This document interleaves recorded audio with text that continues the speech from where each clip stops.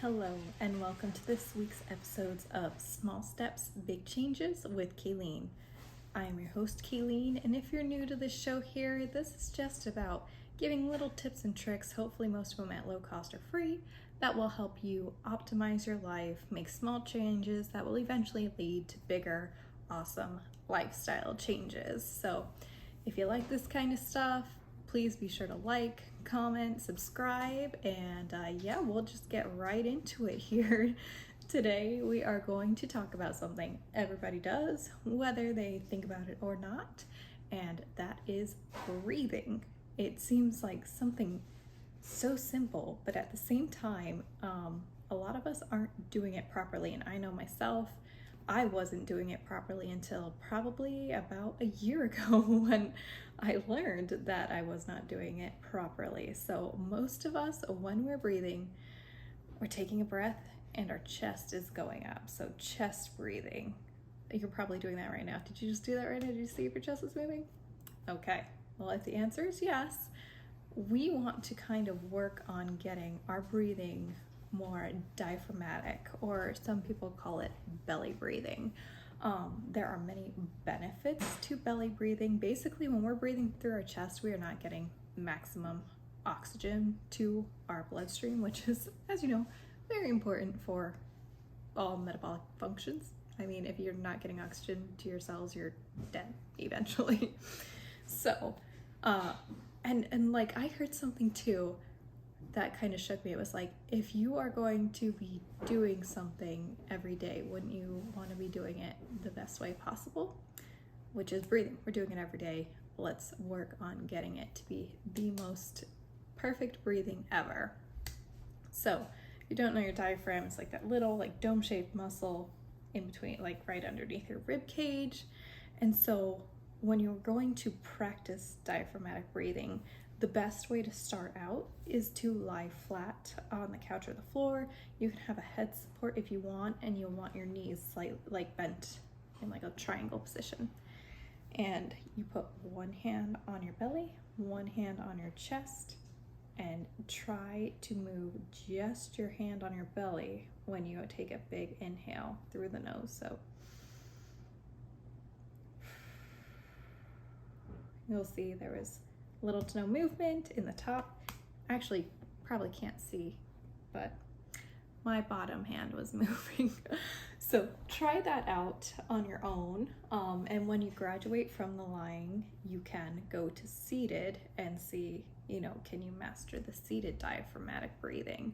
And why I love diaphragmatic breathing, aside from the fact that you're getting more oxygen to your body, is the fact that it is also going to calm the parasympathetic nervous system. So a lot of you that suffer from like stress or anxiety, and a lot of my clients that suffer from these types of issues, or even when you come across a stressful situation, because let's be real, I deal with a lot of competition, a lot of competitors. Stress is like the worst thing you want to have as a competitor, because that's going to just ruin all your gains. So what do I tell them? You need to do some diaphragmatic breathing. And one of my favorite exercises is, I have two. Box breathing, where you breathe in for 4 through the nose, of course, belly breathing. Hold for 4 counts. Breathe out for 4. You can do the nose or the mouth for this one. I like breathing it through my nose for the second time, but you can also do like more of a purse, like you're almost like blowing out a birthday candle. So you go in for 4 through the nose, hold, out for 4 through the mouth, hold for another 4, and then go back into that rotation. And I like doing that 3 minutes minimally, but I mean, if I can get 5 to 10 minutes of that breath work, oh yeah, that's a good day. Now, alternatively, if you don't like little breath holds, you can go in for 4 through the nose, and then out for a slow 8 count through the nose or the mouth, whichever you prefer. And these two types of exercises I really love to incorporate after a nice solid workout, because when you're working out, you're stressing the body, you're just like leaving it all on the floor. And then I like to hop in the sauna, and I set my little timer on my watch, close my eyes, and I just breathe. And what it's really going to do is just force your body to go into a recovery mode and just let your body calm down and just relax, which is great because a lot of us don't know how to relax. It's just a go, go, go atmosphere.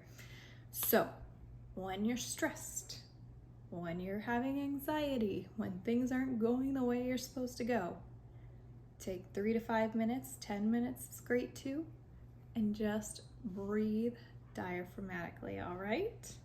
So that's our first little tip about breathing. The second thing I wanted to talk about breathing that really kind of rocked my world last year was nose breathing versus mouth breathing.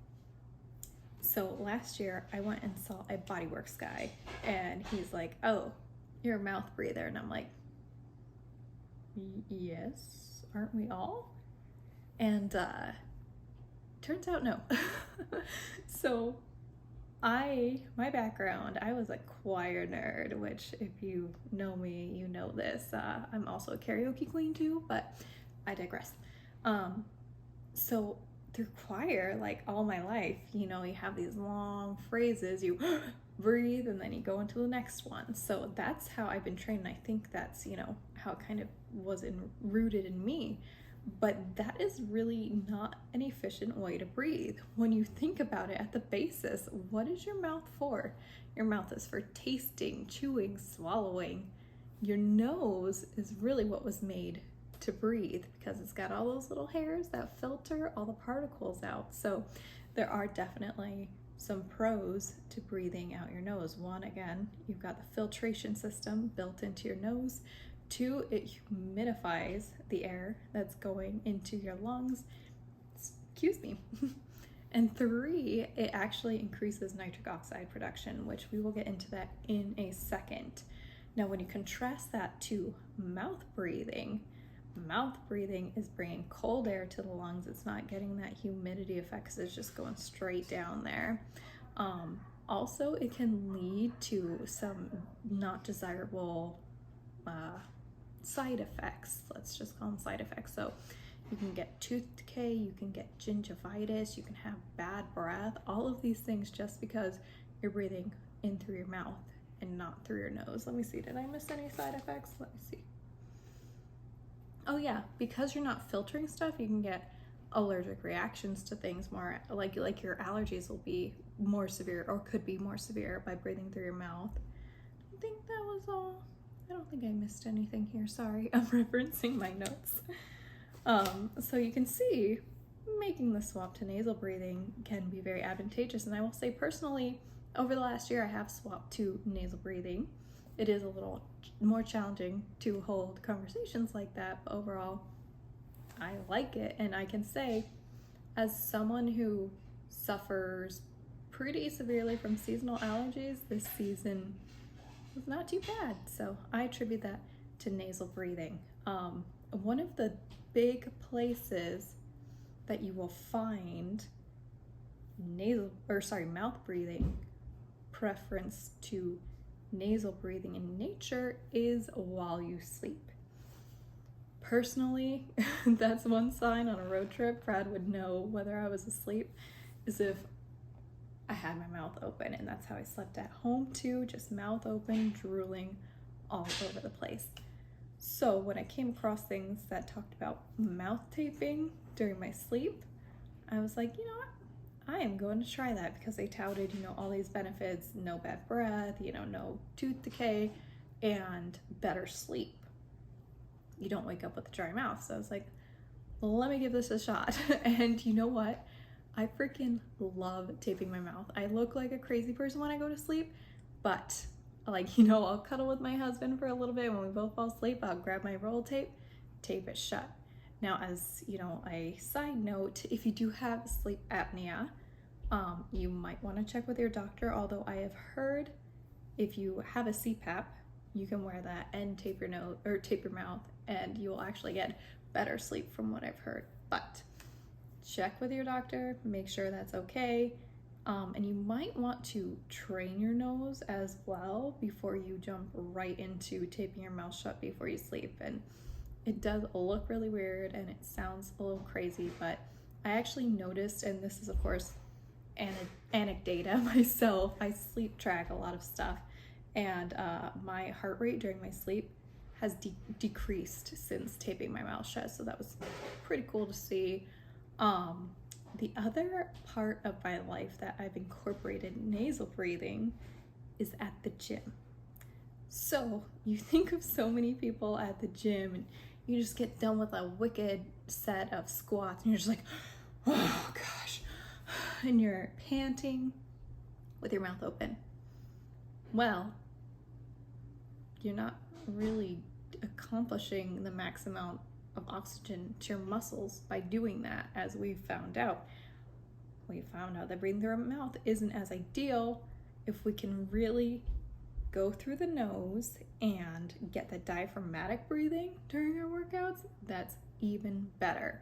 So one way to try this out at the gym and to get the nasal breathing as more of a preference, most people have a water bottle at the gym. Take a sip of water, hold it in your mouth while you're lifting, because guess what? If you open your mouth to breathe, you're gonna drool all over yourself. So try that out the next time at your gym. This is a great way to expand your nasal passages as well if you do want to go into eventually taping your mouth shut to try to sleep. Now again, we talked about nitrous oxide. As a side note, the purpose of nitrous oxide, or what it does in the body, is it actually dilates the blood vessels. So by expanding those blood vessels, you're actually going to get more nutrients, more recovery, more oxygen to those muscles. So you can see why breathing through the nose is beneficial not only while we sleep, but while we work out. So I hope you've enjoyed this episode. I've given you 2 ways to kind of hack your way to better breathing. I personally found that these 2 ways have made a huge difference in your life. If you're gonna try it out, if you're gonna try out mouth taping, let me know while you're sleeping. It is crazy, but it's life-changing. But anyway, if you have topics you want me to cover for next episode, let me know too. And we'll catch you on the next one. Be sure to like, comment, and subscribe. Thanks, and have a great day.